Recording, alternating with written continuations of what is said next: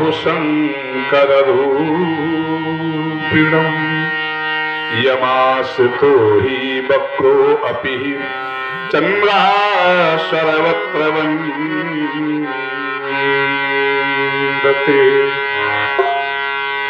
गंगा तरंगरमणीय जटा कलापम गौरी निरंतर विभूषित वाम भागम नारायण प्रिय मनंग मदापहारम वाराणसीं पुरपतिं भज विश्वनाथं गिरीशं गणेशं गले नीलवर्णं गवेन्द्राधिरूढं गुणातीतरूपं भवं भास्करं भस्मनाभूषितांगं भवानी कलेत्रं भजे पंचवक्त्रं बंसी विभूषित करानवनीरदाभात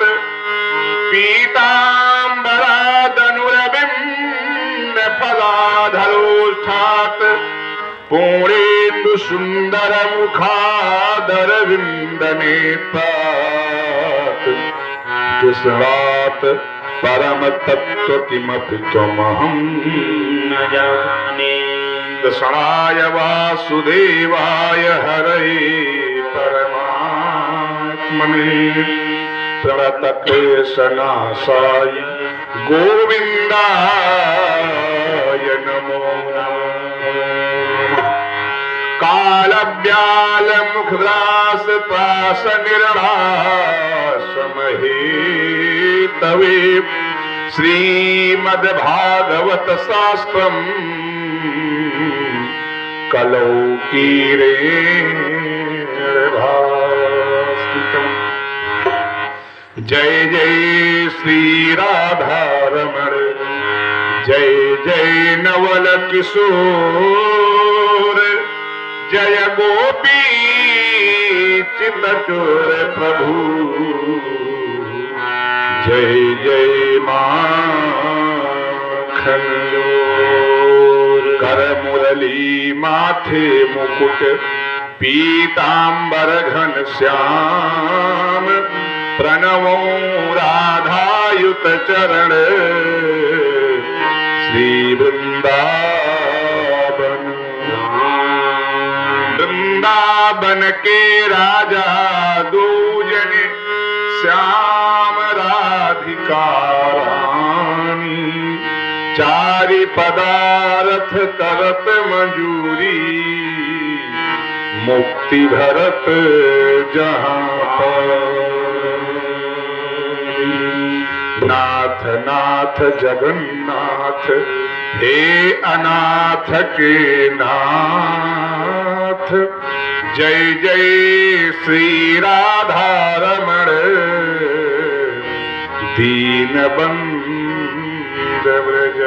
व्रजनाथ बोल वृंदावन बिहारी लाल की जय श्री सारंगदेव बाबा की जय सदगुरुदेव महाराज की जय बोली अयोध्यानाथ की श्री हनुमान जी महाराज की जय गंगा मैया की गौ माता की यज्ञ भगवान की जय धर्म की जय हो अधर्म का प्राणियों में भावना हो विश्व का कल्याण हो ओम नमः पार्वती पतये हर हर महादेव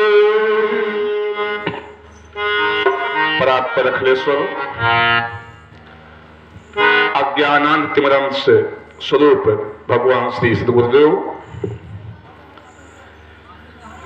शक्ति स्वरूपा राधा रानी अकारण करुणा वाले बालकृष्ण लाल की मंगलमयी महती कृपा से इस पवित्र पावन भूमि के अधिष्ठाता भगवान श्री सारंग देव के पवित्र पावन प्रांगण में सप्तदिवसीय श्रीमद् भागवत महापुराण के मंगलमय महोत्सव में आप सब प्रवेश करें। आइए हम सब लोग प्रतिदिन की भांति सर्वप्रथम मनवाणी और अंतःकरण की शुद्धि के लिए 2-4 बार भगवान का पावन नाम संकीर्तन, तदुपरांत भगवान की मंगलमय कथा में हम लोग प्रवेश करेंगे। यत्र तत्र जहां भी जो लोग बैठे हैं, संभव हो तो सब लोग जो अभी तक पंडाल में नहीं पहुंच पाए हैं वो शीघ्र पंडाल में पहुंच जाएं, और अगर नहीं पहुंच पा रहे हैं तो जहां है जैसे हैं वहीं से उसी स्थिति में भगवान के नाम का कीर्तन सब लोग मिलजुल करके आइए बड़े भाव से गाते हैं। तदुपरांत फिर हम लोग भगवान की कथा में प्रवेश करेंगे। मेरो राधा रमण गिरधारी, गिरधारी श्याम बनवारी, मेरो राधा रमण गिरधारी, गिरधारी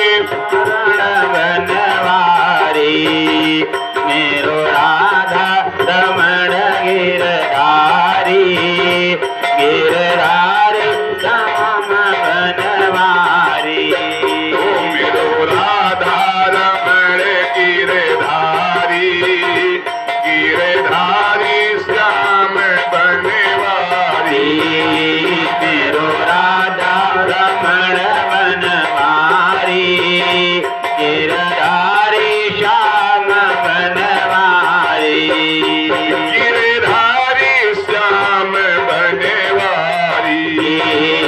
गिरधारी श्याम बनवारी, गिरधारी श्याम बनवारी, गिरधारी श्याम बनवारी, मेरो राधा रमण गिरधारी, गिरधारी श्याम बनवारी, मेरो राधा रमण गिरधारी, गिरधारी श्याम बनवारी, गिरधारी श्याम बनवारी।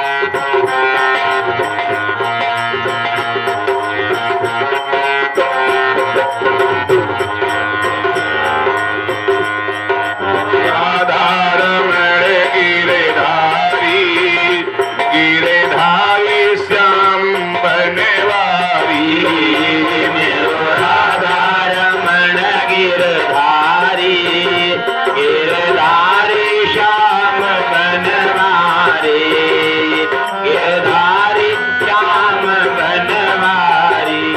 ओ आओ कुंजन में बाके बिहारी, आओ कुंजन में बाके बिहारी, श्याम सुंदर मनोहर मुरारी, श्याम सुंदर मनोहर मुरारी, श्याम सुंदर मनोहर मुरारी, श्याम सुंदर मनोहर मुरारी, दीन दुखियों की सुध क्यों बिसारी, दीन दुखियों की सुध क्यों बिसारी, मेरो राधा रमण गिरधारी, गिरधारी श्याम बनवारी, मेरो राधा रमण गिरधारी, गिरधारी श्याम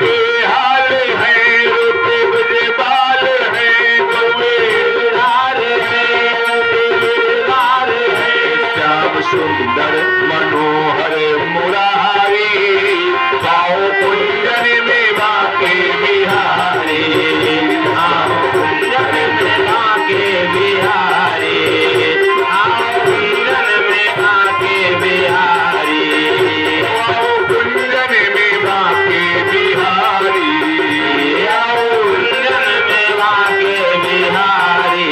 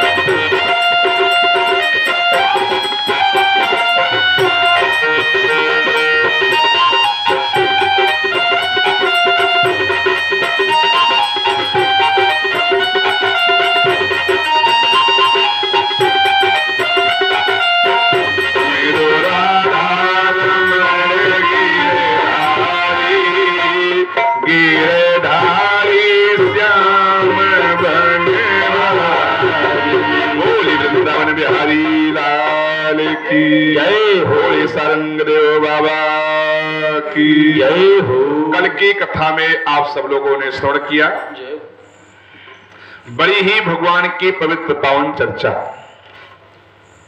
भगवान की तो संपूर्ण चर्चा ही बड़ी पवित्र है, बड़ी पावन है, बड़ी ही सुखदाई है और बड़ी ही कल्याणकारी, बड़ी ही मार्मिक और बड़ी ही जागृति को प्राप्त करने वाली, आत्मा को भगवत कृपा की ओर अग्रसर करने वाली भगवान की मंगलमयी कथा। बंधुवर, कथा के उसी क्रम में हम आपको लेकर के आगे बढ़े। हमने कल ही कथा में आपको बताया, भगवान के अनेकानेक अवतार चरित्रों में अनेकानेक भगवान के अवतारों के गाथा श्रीमद् भागवत महापुराण के इस मंगलमय आख्यान में गाया गया है। उसी आख्यान में हम आप सबको लेकर के प्रवेश कर रहे हैं। स्वयंभू मन सतरूपा जिनते भई न सृष्ट अनूपा। इस कथा में आप सब लोगों ने शायद रामचरित मानस के माध्यम से कहीं न कहीं से जरूर कभी न कभी श्रवण किया होगा। सृष्टि का निर्माण, ब्रह्मा जी और ब्रह्मा जी के पुत्र महाराज मनु का नाम आप सब लोगों ने सुना ही होगा। उन्हीं महाराज मनु के वंश में भगवान श्री सुखदेव जी राजा परीक्षित को बताते हैं कि श्री ध्रुव जी महाराज का भी प्राकट्य हुआ, जिन्होंने अपने त्याग और तपोबल से ममता और मां का आशीर्वाद प्राप्त करके भगवान श्री हरि को चतुर्भुजी मूर्ति में अपने सन्मुख अवतरित होने के लिए मजबूर कर दिया। भगवान श्री नारायण भी उन श्री ध्रुव जी की तपस्या से उनके सन्मुख प्रकट हुए। उत्तानपाद उनके पिताजी हैं। महाराज मनु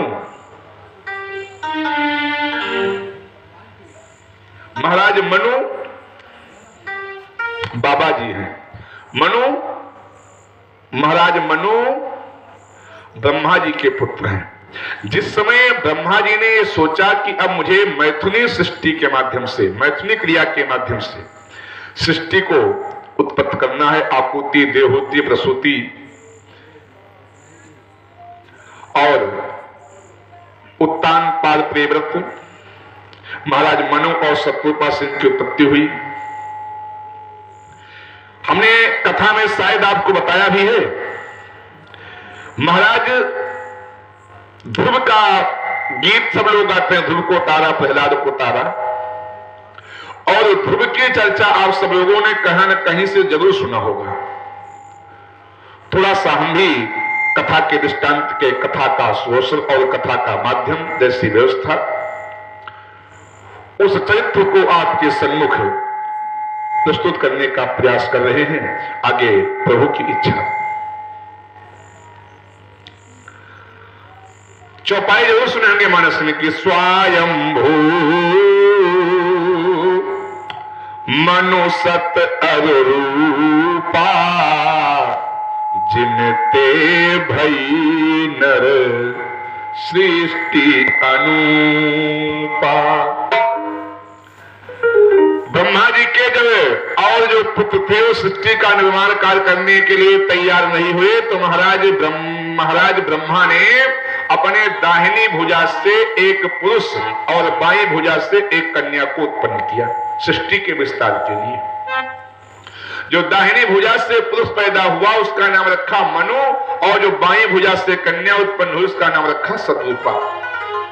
और इन दोनों को ब्रह्मा जी ने आदेश दिया कि जाओ मैथुनी क्रिया के माध्यम से सृष्टि का विस्तार करो।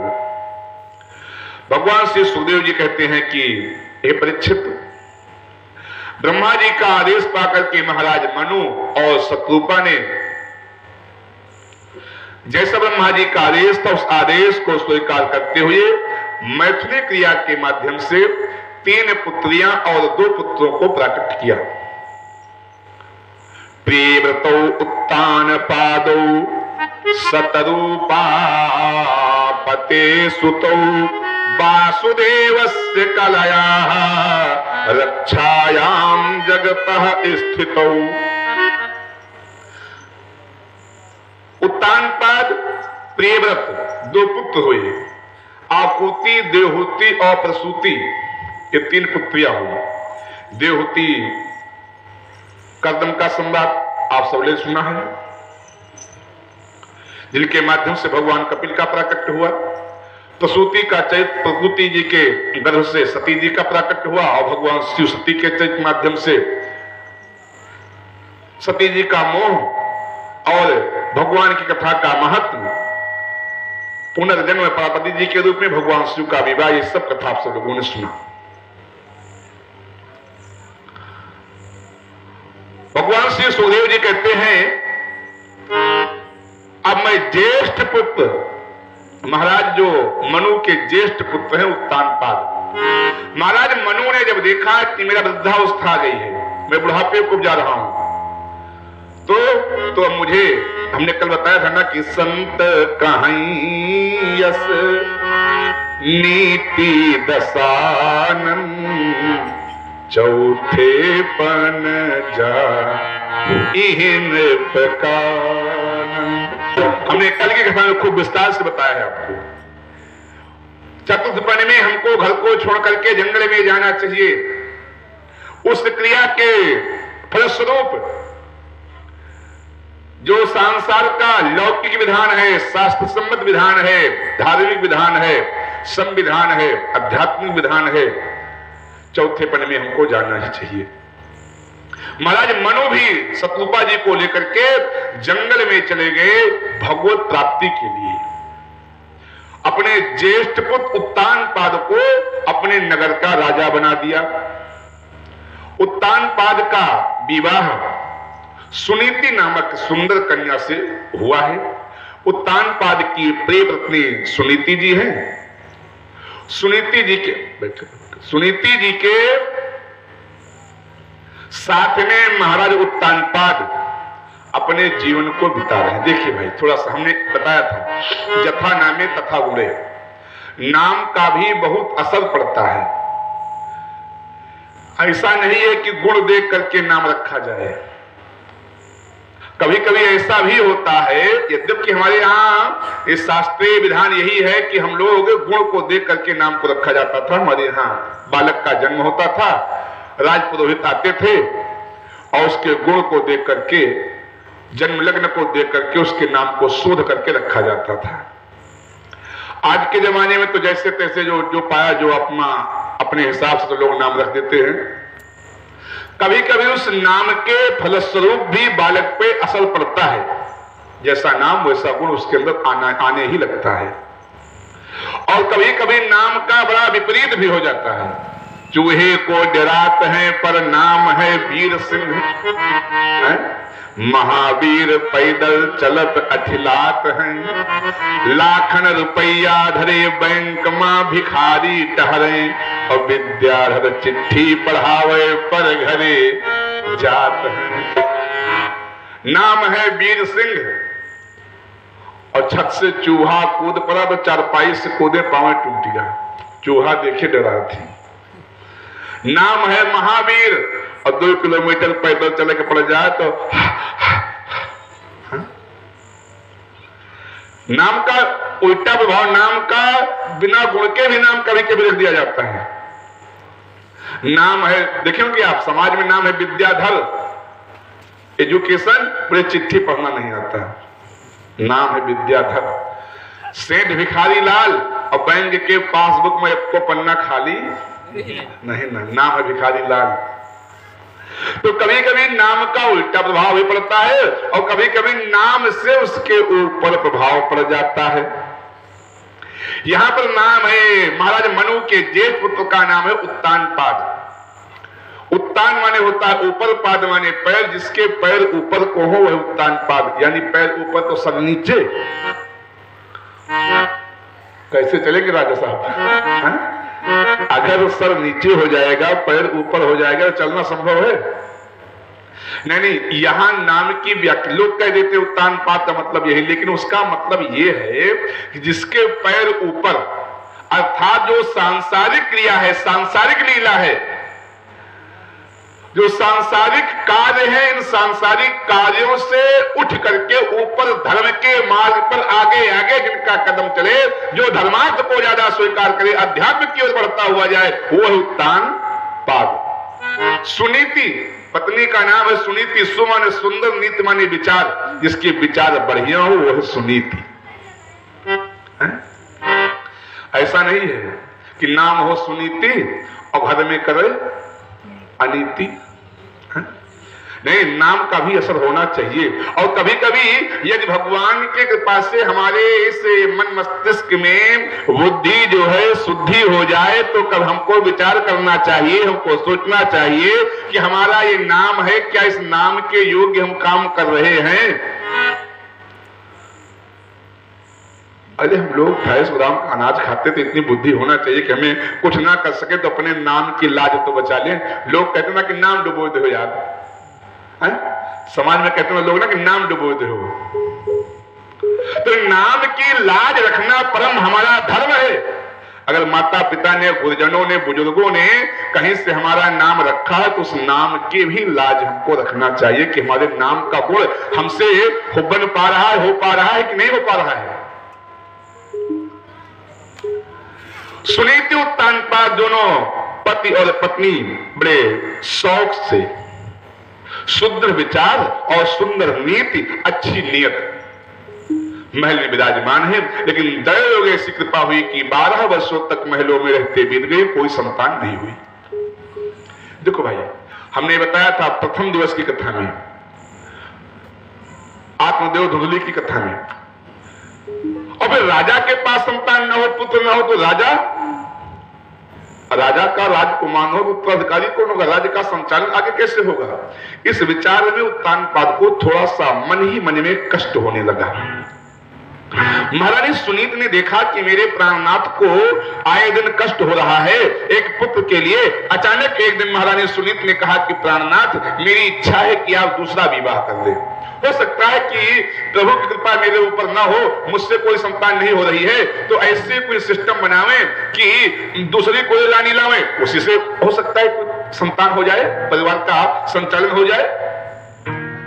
यद्यपि महाराज उत्तानपाद ने कहा नहीं, क्योंकि जिनके दो विवाह होते हैं उनका जीवन कभी सुखमय नहीं रह जाता है मौत बुरी लेकिन अच्छी। बहुत ध्यान सुनिएगा मेरी बात को। ये है मौत बुरी लेकिन अच्छी। मरना बहुत बुरा माना जाता है, लेकिन अच्छा हो जाता है कब?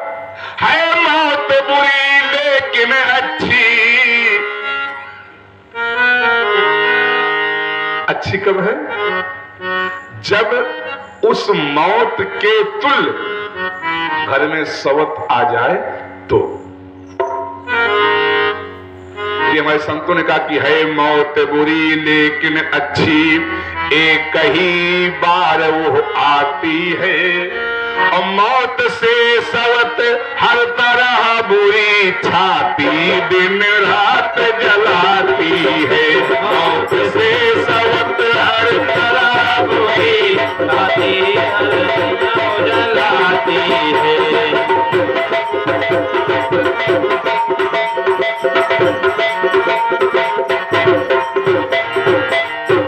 मौत से सवत इतना कष्टदायी है कि मौत जीवन में एक बार आएगी, एक दिन रोने से छुट्टी मिल जाएगा। सवत आ गई तो पूरा जीवन रोना पड़ जाता है। इसलिए महारानी, मेरा विचार मानो तो दूसरी शादी का विचार ही मन से परित्याग कर दो, त्याग दो।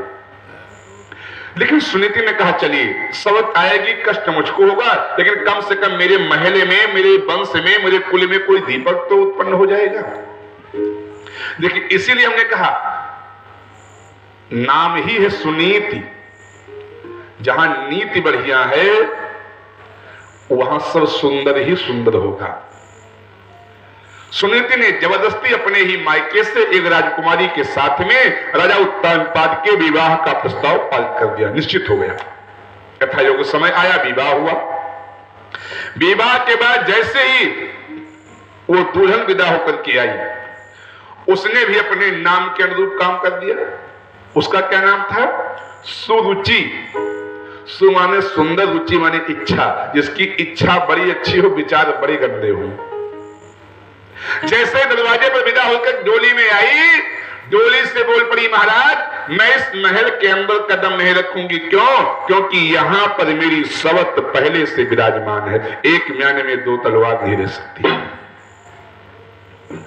सुनीति बोल पड़ी, प्राणनाथ आप पत्नी को लेकर के, नई वाली पत्नी को लेकर के घर में आइए, मुझे जो भी कष्ट पड़ेगा मैं झेल लूंगी।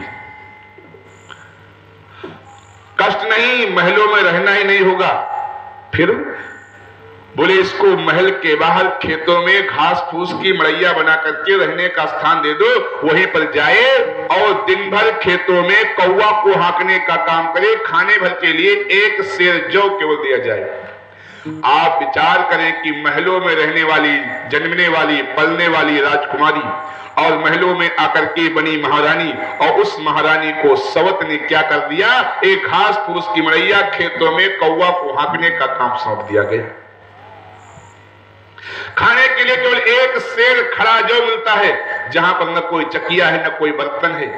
कैसे उस जौ को बनाए, कैसे उस भोजन को तैयार करे, कैसे उस भोजन को पावे, कैसे अपने जीवन को चलावे। लेकिन एक सेर खड़ी जौ में महारानी सुनीति ने अपने जीवन का गुजारा शुरू कर दिया। रानी सुरुचि महलों में उत्तानपाद के साथ विराजमान हुई। लेकिन भगवान के यहां देर है अंधेर नहीं।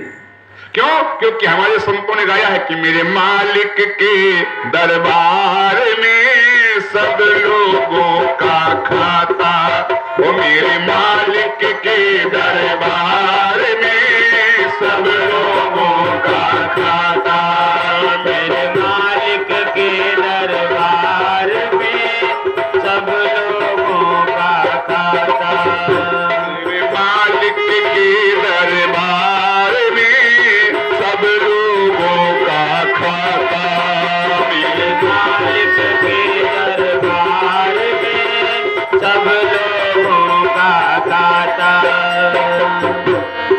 सब लोगों का खाता रे भैया सब लोगों का खाता, सब लोगों का खाता रे भैया सब लोगों का खाता, मेरे मालिक के दरबार में सब लोगों का खाता, मेरे मालिक के दरबार में सब लोगों का खाता, जितना जिसके भाग्य में होता हो, जितना जिसके भाग्य में होता उतना ही वो पाता, मेरे मालिक के दरबार में सब लोगों का खाता, मेरे मालिक के दरबार में सब लोगों का खाता,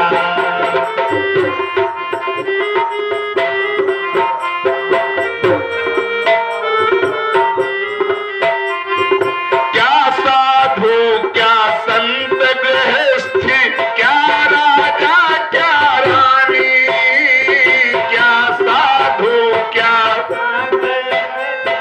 क्या राजा क्या रानी, भगवान की नजरों से कोई बच जाए संभव नहीं है, क्या साधु क्या संत गृहस्थी, क्या राजा क्या रानी, क्या साधु क्या संत ग्रस्ते, क्या राजा क्या रानी, प्रभु की पुस्तक में लिखी है सबकी कर्म कहानी, प्रभु की पुस्तक में लिखी है सबकी धर्म कहानी, सभी के जमा खर्च का वही,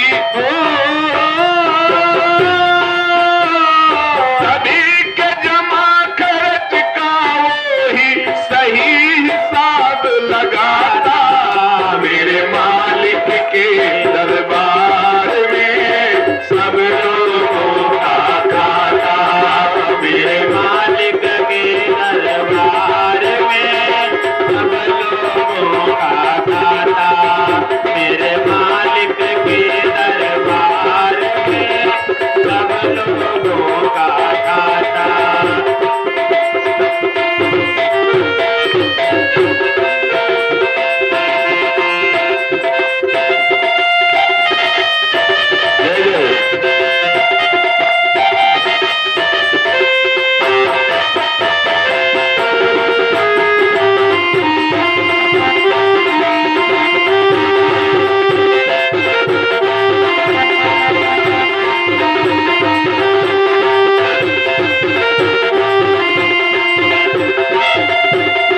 क्या बात है?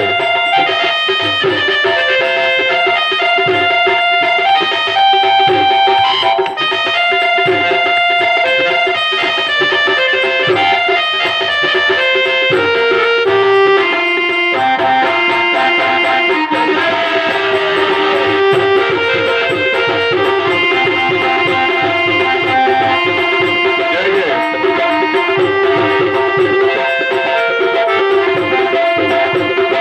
बड़े बड़े कानून प्रभु के, बड़ी बड़ी मर्यादा, बड़े बड़े कानून प्रभु की बड़ी बड़ी मर्यादा, एक किसी को कौड़ी कम नहीं देता, मिले न पाई ज्यादा,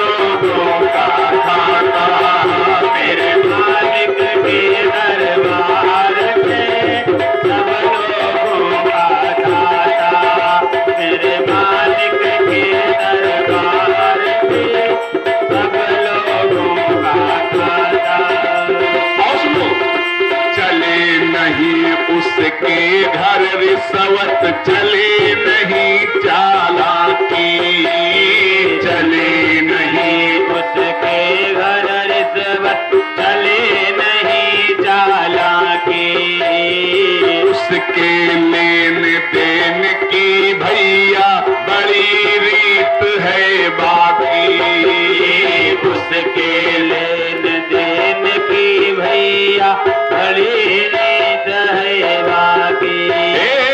धर्म का बेड़ा पार करे वे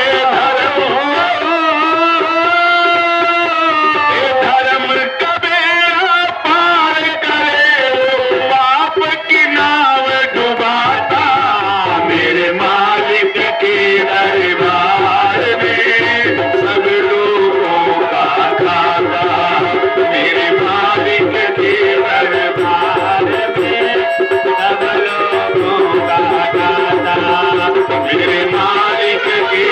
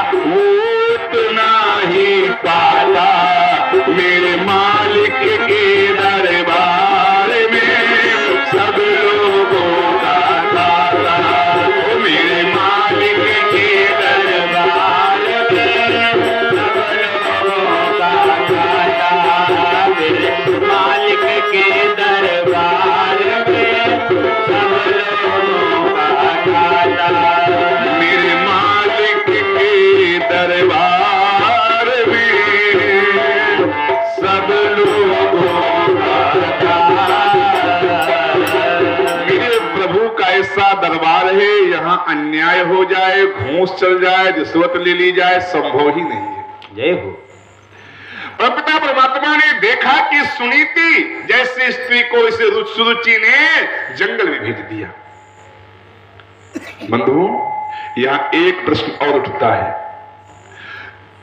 मेरे कहने का भाव और कथा का थोड़ा सा साथ भाव यह है कि जहां पर इच्छाएं अनंत हो जाती हैं, नीति गड़बड़ हो जाती है, वहां के मुखिया को वनवास हो जाता है, यानी उसका जीवन नरक हो जाता है। कोई भी परिवार हो जहां पर इच्छाओं का प्रवेश हो जाए, व्यवस्थाएं मड़तोड़ मरोड़ दी जाए, नीति को समाप्त कर दिया जाए, नियत को बर्बाद कर दिया जाए, ऐसे परिवार के मुखिया को जंगल अर्थात कष्ट ही भोगना पड़ता है। सुनीति जंगल में गई, लेकिन भगवान ने देखा है, चलिए ठीक, इसका निर्णय बहुत जल्दी होना चाहिए। प्रभु की ऐसी लीला, रानी सुरुचि को गर्व हुआ, और गर्व हुआ तो और अहंकार हो गया। भाई संतान के लिए दूसरा विवाह, वो इच्छा पूरी हो रही है, सो बड़ा आनंद हुआ। सुरुचि को लगा कि मुझे गर्व हो गया है, और जब गर्व हो गया है तो मुझे जन्म होगा, बच्चा होगा, संसार में समाज में राजा के साथ महारानी सुरुचि का नाम हो जाएगा, और सुनीति को तो कोई अब पूछेगा नहीं। लेकिन एक दिन की लीला, राजा उत्तानपाद जंगल में शिकार खेलने के लिए गई। शिकार की आह में खोज में ढूंढते ढूंढते रात के 11-12 बज गए, अधिक रात हो गई। लौट करके आए तो रानी सुरुचि ने सारे महल के फाटक को बंद करवा दिया, पहरेदार सो रहे हैं। उत्तानपाद को बड़ा कष्ट हुआ। कभी मुझे आने में देर होती थी तो मेरी पत्नी सुनीति घी का दीपक जला करके भगवान के सामने बैठ करके प्रार्थना करती थी कि हे प्रभु, मेरे पतिदेव जंगल में गए हैं, सकुशल मेरे घर तक लेकर के आना। और आज ऐसी पत्नी मिली कि फाटक को बंद करवा दिया। घनघोर अंधेरी रात राजा उत्तानपाद को कुछ नहीं सूझा और घोड़े को वापस करके सीधा गए अपनी पहली रानी सुनीति के पास, जहां वो खेतों में घास फूस की मड़ैया बना करके रह रही थी। घोड़ों की टाप की आवाज को सुन करके जैसे ही सुनीति ने अपनी कुटिया से मड़ैया से बाहर आई, देखा घोड़े पर मेरे प्राणनाथ उत्तानपाद, नेत्र सजल हो गए, आंसू की झड़ी लग गई, दौड़ी दौड़ी गई, घोड़े पर सवार राजा उत्तानपाद के चौरों को पकड़ लिया, लिपट गई। महाराज, इस दुखियारी भिखारी की कुटिया पर रात्रि के 12 बजे कैसे आगमन हुआ? प्राणनाथ, संसार के लोग देख लेंगे, क्या कहेंगे? उत्तानपाद के नेत्रों में आंसू आ गए, घोड़े से उतर करके नीचे आए, अपनी प्रिय पत्नी सुनीति को हृदय से लगा करके बड़ी देर तक राजा और रानी दोनों रोते रहे। सुनीति ने चरणों को पकड़ लिया, महाराज, आप तो बड़े मोटे मोटे गद्दे पर सोने वाले, महलों में रहने वाले, आज मेरे पास तो घास फूस का बिछौना है, खाने के लिए कोई पात्र नहीं, भोजन बनाने की कोई व्यवस्था नहीं, कैसे स्वागत करूं? एक मिनट कोई भी ऐसा शक्कर का मीठा का टुकड़ा भी नहीं जिसको दे करके आपको कोई पानी पीने की, जल की व्यवस्था कर दूं। उत्तानपाद ने अपनी पत्नी के साथ जैसे तैसे रोते बिलखते रात्रि को व्यतीत किया। रात्रि व्यतीत हुई, उत्तानपाद जी लौट करके महल आए और भगवान ने उसी क्षण जैसे उत्तानपाद लौट करके महल आ रहे हैं, अपने लीला का चमत्कार, अपने अंश को सुनीति के गर्भ में ला करके स्थापित कर दिया। सुनीति भी गर्भवती हो गई। उत्तानपाद का जाना केवल एक भगवान का बहाना था। सुनीति पर कहीं से कोई कलंक न लगे, इसलिए रात्रि में भगवान ने ही उत्तानपाद को भेज दिया और भगवान अपने अंश को सुनीति के गर्भ में कहीं ना कहीं से स्थापित कर दिया। यथायोग्य समय आया, महलों की रानी सुरुचि को भी एक संतान की प्राप्ति हुई, सुनीति को भी गर्भ हुआ, संतान हुई। दोनों का नाम रखा गया। महलों में रहने वाली राजरानी सुरुचि के पुत्र का नाम रखा गया उत्तम और महारानी सुनीति ने अपने पुत्र का नाम रखा ध्रुव। लालन पालन हो रहा, 1 वर्ष का समय व्यतीत हो गया। एक दिन का संयोग, राजा उत्तानपाद अपने पुत्र उत्तम को गोद में लेकर के और टहलते टहलते वहां पहुंच गए जहां पर रानी सुनीति का बालक जमीन में धूल में धूसरित होकर के खेल रहा था। उत्तानपाद से ना रहा गया, अपनी गोदी से अपने राजमहल के राजकुंवर को नीचे उतार करके और घास फूस की मड़ैया में रहने वाले ध्रुव को ले लिया गोदी में। बड़ी देर तक लाड प्यार किया और लेकर के आ गए महारानी सुरुचि के पास। बड़े तेजी में आवाज लगा, महारानी देखो, ये लाला तुम्हारी जेठानी का लाला है, गोदी में जेठानी का लाला है। भगवान श्री सुखदेव जी कहते हैं कि जैसे ही जेठानी के लाला को सुरुचि ने राजा उत्तानपाद की गोदी में देखा, गोदी से खींच करके जमीन पर पटक दिया। अरे दुष्ट, तू राजा की गोदी में बैठने के योग्य नहीं है। अगर तुझे राजा की गोदी में बैठने का शौक था तो मेरे गर्भ से जन्म लेता। वो जंगल में रहने वाली भिखारिन के गर्भ से जन्म लेकर के राजा की गोदी में बैठना चाहता है। उत्तानपाद जी कुछ ना कह सके और अपने हृदय की उत्कंठा को दाब लिया। रोता बिलखता हुआ ध्रुव अपनी मैया सुनीति के पास आया। सुनीति ने पूछा, लाला किसी ने मारा, किसी ने पीटा, किसी ने कुछ कहा, डांटा? अब यद्यप ध्रुव जी ने छिपाने का लाख प्रयास किया, नहीं किसी ने कुछ नहीं कहा। क्यों रो रहे हो, ऐसे गिर पड़े, चोट लग गई हमको। लेकिन मां का, फिर वो मां कौन जो अपने पुत्र के हृदय की बात को ना जान ले। मां के प्यार ने ध्रुव के नेत्रों को पुनः सजल कर दिया और रो करके ध्रुव ने कहा, मैया मैया, जो महलों में रहने वाली मेरी छोटी मैया है ना, उसने ऐसा ऐसा कहा है। सुनीति ने अपने लाला को उठा करके हृदय से लगा लिया और कहा, पुत्र अगर उस माँ ने तुझे ऐसे कहा है तो तेरी माँ तो मैं हूं, जन्म तुझे मैंने दिया है, लालन पालन मैंने किया है, जा तुझे मेरा आशीर्वाद है। अगर तुझे पिता की गोदी तो मैं नहीं दिला सकी, लेकिन एक माँ का आशीर्वाद है कि तुझे परम पिता की गोदी अवश्य प्राप्त होगी। जय हो। ध्रुव ने कहा महाराज उस परम पिता की गोदी मुझे, मैया उस परम पिता की गोदी कैसे मिलेगी? परम पिता की गोदी, परम पिता कौन है? मैया ने सारा दास्तान बताया जो वैकुंठ के नाथ हैं, संपूर्ण जगत के चर अचर के पालनहार हैं, सबके संहार करता है, सबके निर्माण करता है, सबके पालनहार है। उत्पत्ति पालन संहार सारी कलाएं, सारी लीलाएं, सारी व्यवस्थाएं उनके हाथ में है। संपूर्ण चर और अचर सब उनके बस में है। हमने कल भी बताया था कि जिससे चाहते हैं मिटा डालते हैं, जिसे चाहते हैं मिटा डालते हैं।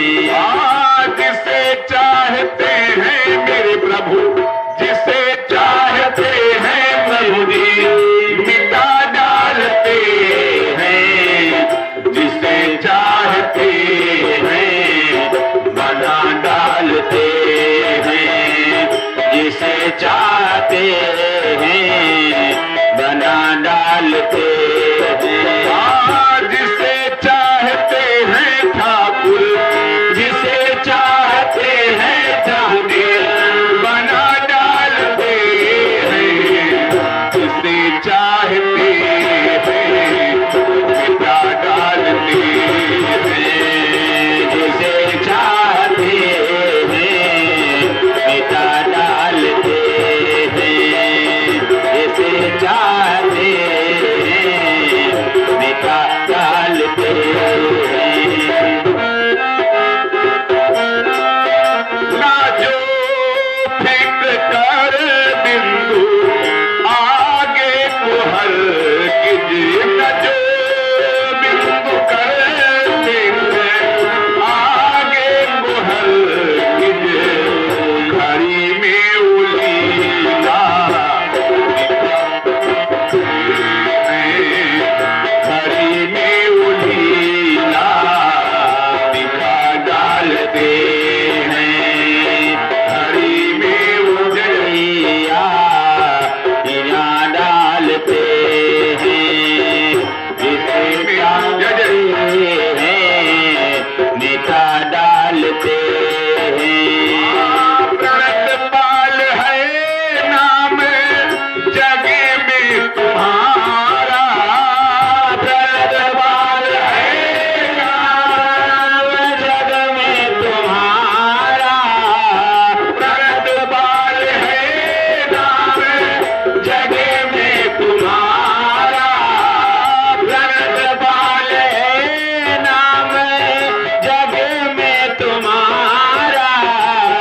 भगत के लिए प्रभु प्रण टालते हैं, भगत के लिए प्रभु प्रण डालते हैं, जिसे चाहते हैं मिटा डालते हैं, जिसे चाहते हैं, जिसे चाहते हैं मिटा डालते हैं, जिसे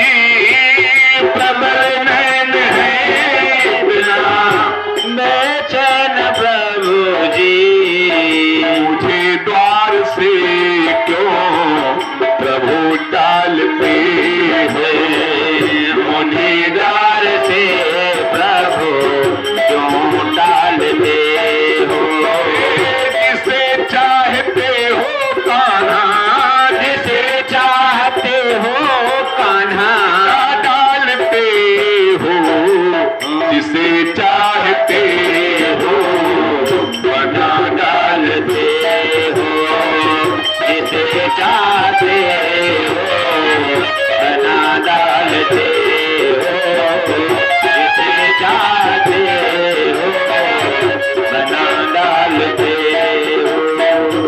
से चाहते वृंदावन बिहारी लाल की भगवान की लीला बड़ी ही अपरंपार है भैया। कब राजा बने भिखारी, दौलत का क्या भरोसा। एक क्षण में भगवान कब किसको कहां से क्या बना दे इसका कोई भरोसा नहीं। मैया सुनीति ने कहा, पुत्र अगर तुम भगवान को पाना चाहते हो तो थोड़ी सी व्यवस्था, तपस्या रूपी व्यवस्था। कौन सी? वे तपसा आराध्यम पुरुषम तस्वानुग्रहणे सुमे